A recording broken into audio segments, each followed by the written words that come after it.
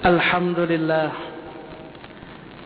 wa asyhadu an la ilaha illallah wahdahu la syarika lah wa asyhadu anna sayyidana Muhammadan abduhu wa rasuluh la nabiyya ba'dah. Allahumma salli wa sallim ala sayyidina Muhammad ibn Abdillah wa ala alihi wa sahbihi wa man walah. Subhanaka la ilma lana illa ma 'allamtana innaka antal alimul hakim. Rabbi yassir wa la tu'assir wa tammim bil khair, amma ba'd. Hadirin hadirat sekalian, segenap pendengar Masjid Agung Jami' Kota Malang yang senantiasa dimuliakan oleh Allah.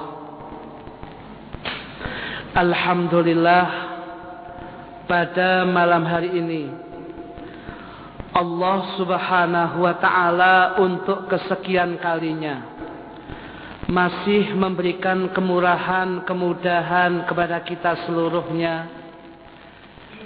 Melangkahkan kaki kita dimudahkan oleh Allah untuk hadir di Masjid Agung Jami' ini, di dalam rangka kita bersama-sama melaksanakan sholat maghrib berjamaah, yang kemudian kita rangkai dengan majelis ta'lim seperti malam hari ini, dan kemudian kita tuntaskan dengan melaksanakan sholat jamaah isya. Kita senantiasa berharap kepada Allah subhanahu wa ta'ala segala amaliyah kebaikan dan kebajikan kita seluruhnya diterami kalian Allah subhanahu wa ta'ala. Hadirnya kita di tempat ini menjadi saksi akan keimanan kita di hadapan Allah. Dan kemudian ketika kita kembali ke rumah kita masing-masing, kita senantiasa berharap kepada Allah. Allah memberikan ampunan dosa kepada kita seluruhnya. Allah mengabulkan segala hajat kebaikan dunia dan akhirat kita. Allah menjadikan ilmu yang selama ini kita dapatkan mudah kita amalkan menjadi ilmu yang manfaat, dan Allah menjadikan kita manusia-manusia yang mendapatkan kebahagiaan dunia dan akhirat kita. Amin ya rabbal alamin. Hadirin hadirat sekalian yang dimuliakan oleh Allah subhanahu wa ta'ala, pembahasan kita pada malam hari ini adalah pembahasan yang juga tidak kalah pentingnya dari pembahasan demi pembahasan yang sudah kita bahas pada waktu-waktu sebelumnya. Kami kutipkan di dalam kitab Tanbihul Ghafilin, babnya adalah Babul Ikhlas. Dikatakan oleh pengarang kitab Tanbihul Ghafilin, Al-Imam As-Samarqandi, sebuah amal ibadah ingkang kula panjenengan lakukan, amal ibadah yang kita kerjakan itu akan sampai kepada Allah, diterami kalian Allah subhanahu wa ta'ala, diterima oleh Allah subhanahu wa ta'ala apabila amal ibadah itu dilengkapi dengan 4 perkara. Dalam ungkapan kitab Tanbihul Ghafilin, pengarang mengatakan yahtajul amalu ila arba'ati asya'a hatta yaslama. Sebuah amal ibadah membutuhkan kepada 4 hal, membutuhkan kepada 4 poin. Kemudian apabila 4 hal ini sudah terpenuhi, maka amal ibadah apapun saja yang kula panjenengan lakukan, amal ketaatan, amal soleh apapun saja yang kita lakukan dan kita kerjakan, akan sampai dan diterami kalian Allah subhanahu wa ta'ala. Apa 4 hal, 4 poin yang harus kita lengkapi hadirin ketika kita melakukan dan melaksanakan ibadah kepada Allah? Awaluha, yang pertama dalam kitab ini dikatakan al-ilmu qabla bad'ihi. Memiliki keilmuan, ada ilmu sebelum mengawali amal ibadah yang akan kita kerjakan.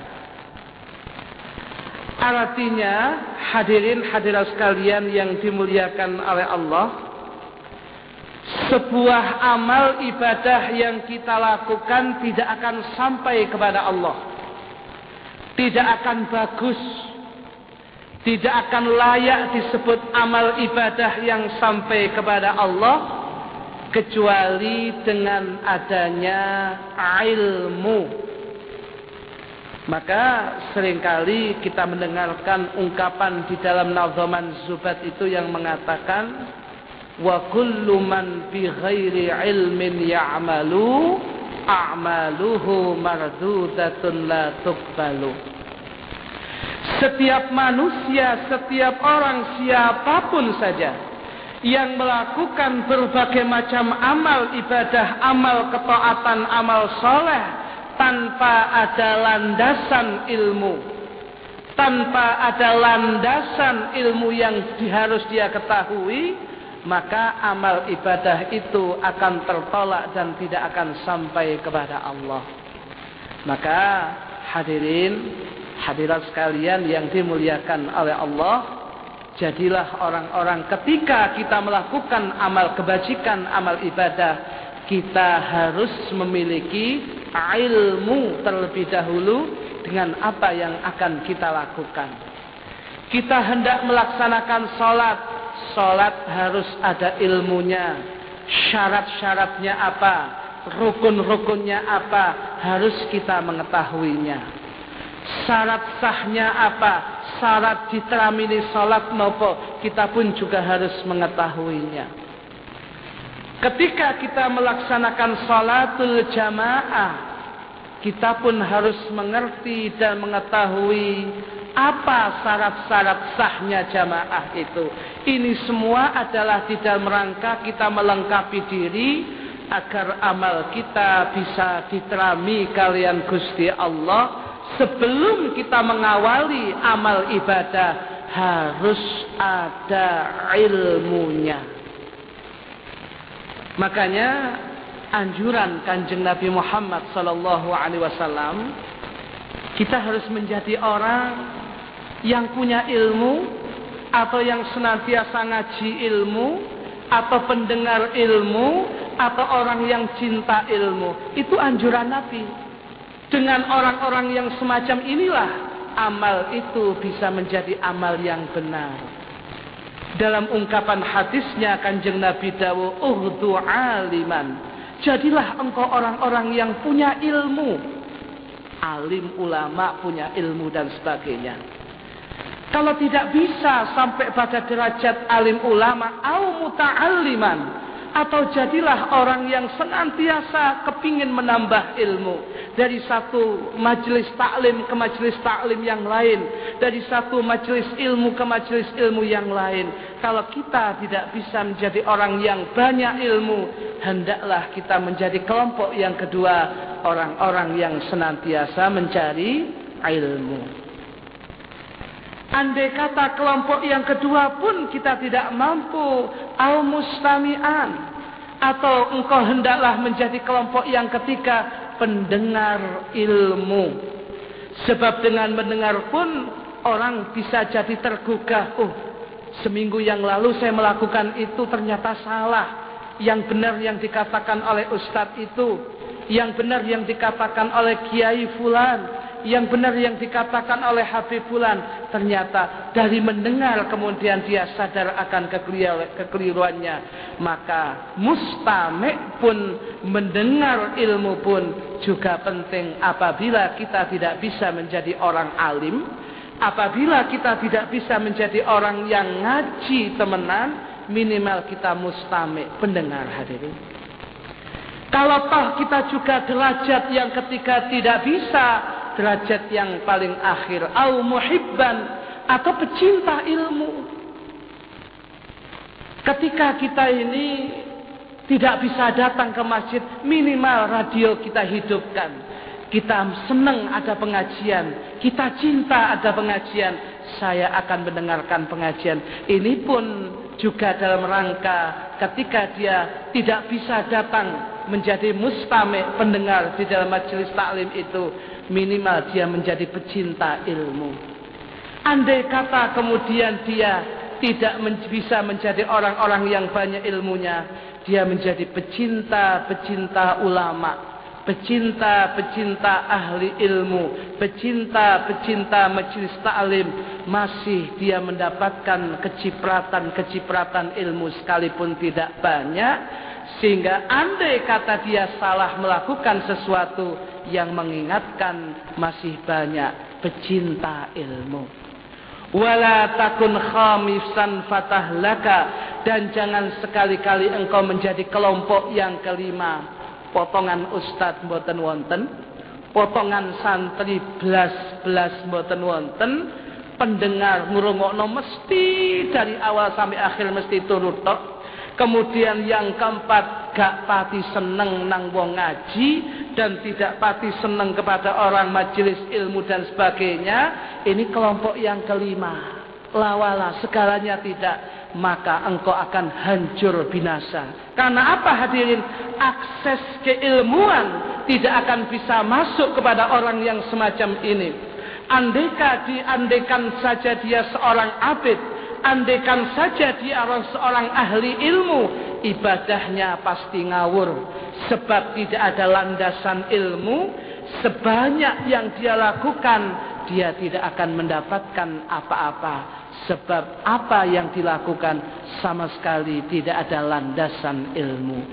Sebelum kita beramal soleh, sebelum kita beramal kebajikan, haruslah kita ilmu apa yang akan kita lakukan harus kita mengetahuinya. Itulah pentingnya hadirin ilmu yang akan kita lakukan ini. Hadirin hadirat sekalian yang dimuliakan oleh Allah, setelah ilmu kita dapatkan poin yang kedua, agar supaya yang namanya amal ibadah kita sampai kepada Allah.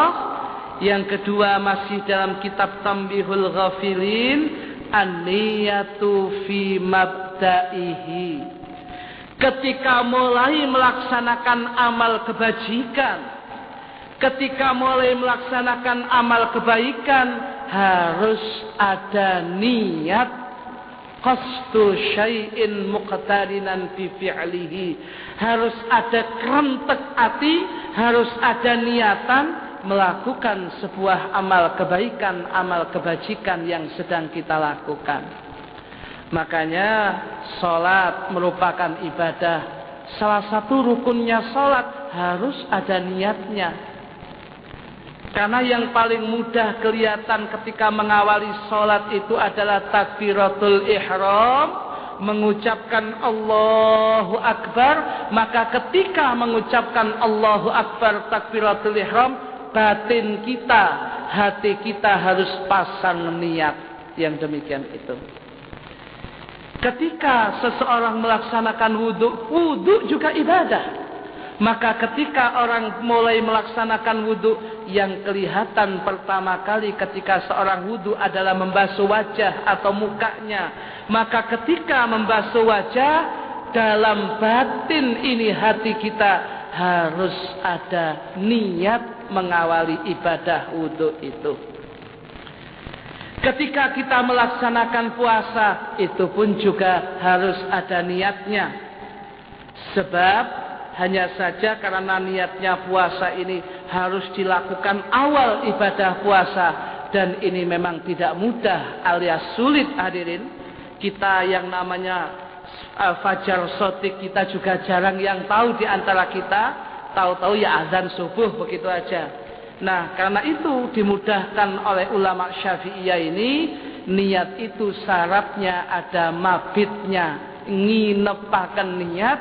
Khusus untuk puasa, niatnya boleh dibaca mulai malam hari ketika sudah melaksanakan sholat maghrib, ketika sudah ghurubus syams, tenggelamnya matahari, kita boleh melaksanakan niat untuk melaksanakan puasa esok hari.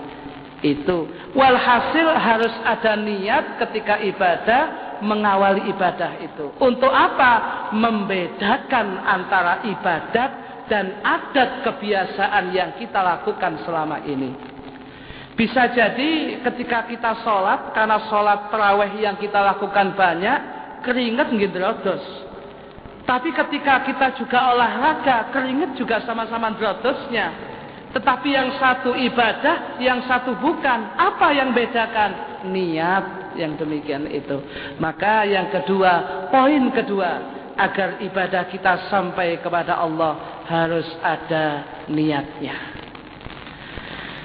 Sedangkan yang ketiga, hadirin hadirat sekalian yang dimuliakan oleh Allah Subhanahu wa taala, poin yang ketiga agar ibadah kita sampai kepada Allah adalah dalam kitab Tambihul Ghafilin ini dikatakan as-sabru fi wasatihi. Bersabar ketika tengah-tengah melaksanakan ibadah. Sadari hadirin hadirat sekalian, yang namanya ibadah ini perlu proses, perlu waktu, perlu kesabaran. Oleh karena itu kita dibutuhkan kesabaran ketika melaksanakan ibadah yang sedang kita lakukan. Ketika kita melaksanakan sholat, sabar dengan kita khusyuk mendengarkan apa yang dibaca imam. Ketika imam mengucapkan waladdallin, sabar dulu hadirin sampai ada sakta. Kemudian kita antara imam dan makmum mengucapkan amin bersama-sama. Kebersamaan imam dengan makmum yang sangat disunahkan ya ketika ini hadirin, ketika hanya mengucapkan amin ini. Ketika seseorang takbiratul ihramnya imam barengi, makmum barengi takbiratul ihramnya imam, otomatis batal. Ketika seseorang ini dalam proses sholatnya bareng dengan imamnya, makruh yang demikian ini.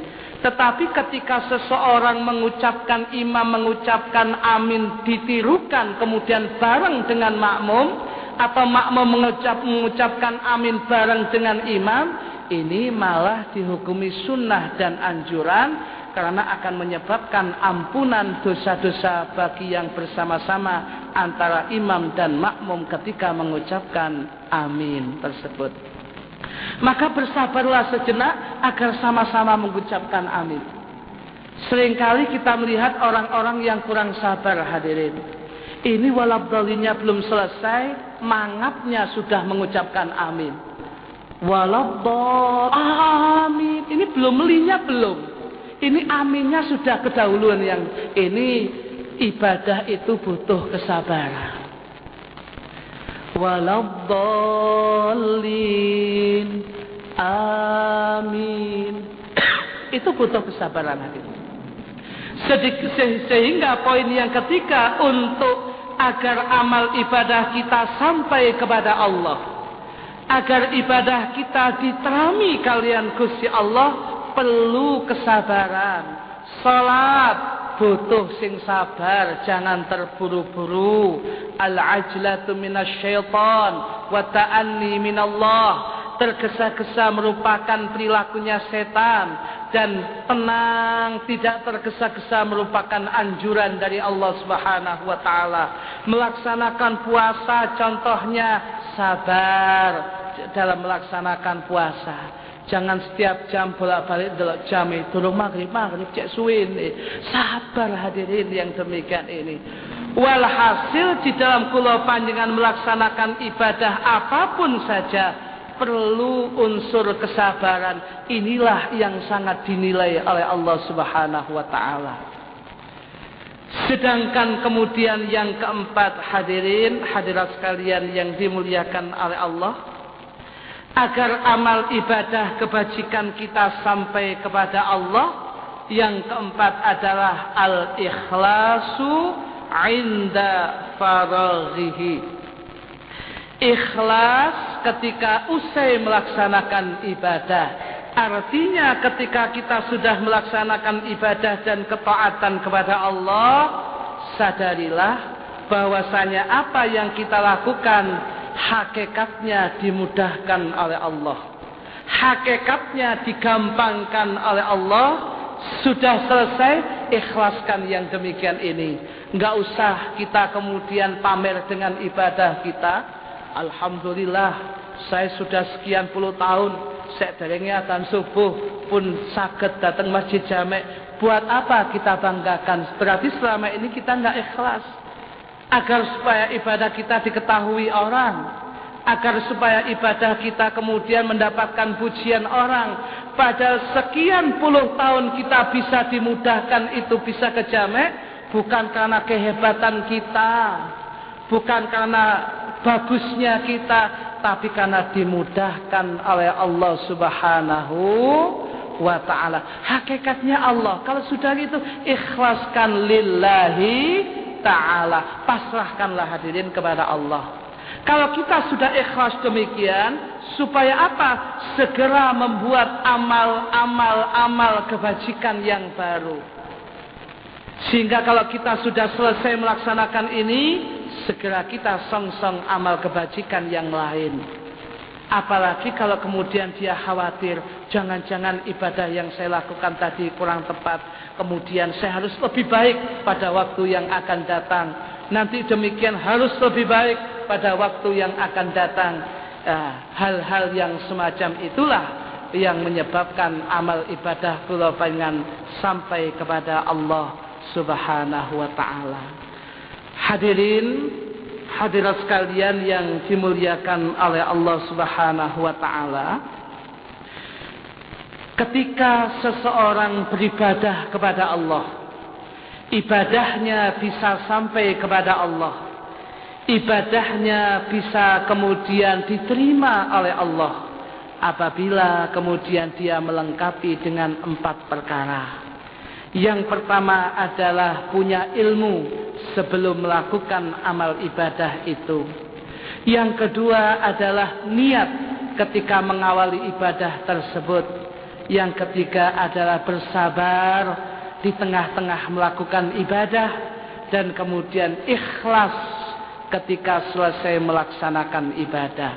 Dan apabila ibadah ini kemudian kita sampai kepada Allah, dan Allah kemudian senang dengan apa yang dilakukan oleh hamba tersebut, dan Allah kemudian cinta dengan hamba tersebut, apa yang diungkap oleh Kanjeng Nabi Muhammad sallallahu alaihi wasallam di dalam hadis yang diriwayatkan oleh Imam Bukhari.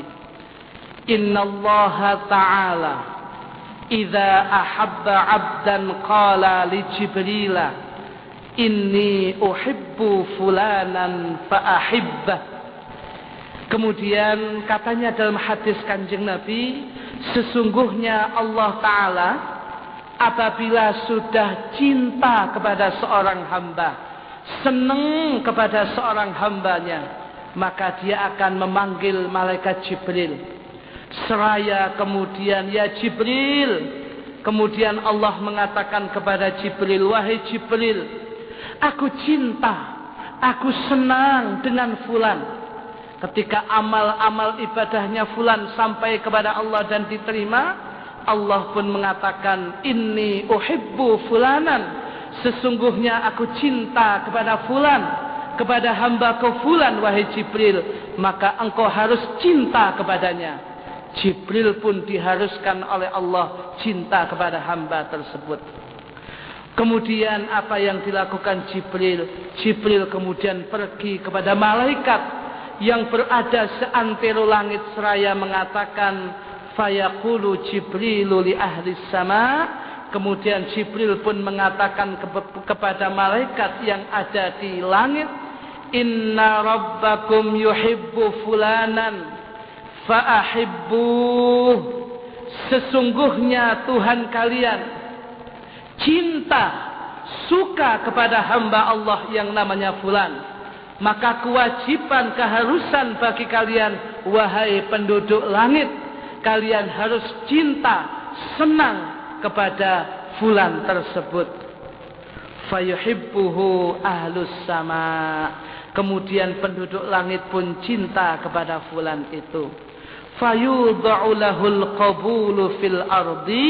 Maka kemudian ketika malaikat itu turun ke bumi, ketika petangnya, sorenya atau paginya dan sebagainya naik turunnya malaikat pun menaruh perasaan senang kepada hamba-hamba Allah yang lain agar juga senang kepada fulan, agar cinta kepada fulan, agar kemudian dia sungkan kepada fulan, segan kepada fulan.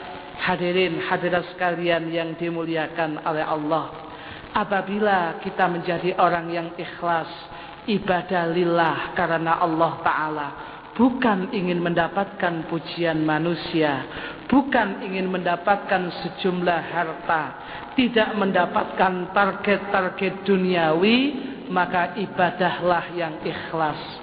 Bagaimana dengan manusia yang ada di sekitar kita? Biar Allah sendiri yang meletakkan rasa sungkan, rasa senang, rasa mahabbah, rasa cinta, rasa segan kepada kita. Karena sebab kita telah melakukan ibadah yang ikhlas kepada Allah, Allah cinta kepada kita, mengatakan kepada Jibril agar cinta kepada fulan. Jibril mengumumkan kepada penduduk langit agar cinta kepada fulan. Penduduk langit meletakkan rasa cinta, sungkan, segan, senang itu kepada orang-orang yang ada di bumi. Kemudian orang yang demikian menjadi orang-orang yang baik dunianya dan kemudian menjadi orang-orang yang baik akhiratnya. Ma'asyiral muslimin, hadirin hadirat sekalian yang dimuliakan oleh Allah, itulah yang bisa kami sampaikan. Kita berharap kepada Allah Subhanahu wa Ta'ala, apa yang kita sampaikan pada malam hari ini ada guna dan manfaatnya. Dan yang paling akhir, mari kita baca suratul Fatihah. Hadirin yang dimuliakan oleh Allah, kejadian beberapa waktu yang lalu di Jakarta berkaitan dengan makam keramat Al-Habib Hasan bin Muhammad Al-Haddad yang akan digusur, kita berharap kepada Allah tidak sampai terjadi yang demikian itu, dan tidak sampai terjadi yang namanya korban pada dua pihak yang mempertahankan dan kemudian pemerintah yang ingin menggusur dan sebagainya. Sama-sama seluruhnya diberikan kebesaran hati. Ala hadhihi niyah wa likulli niyatin salihah. Al-Fatihah.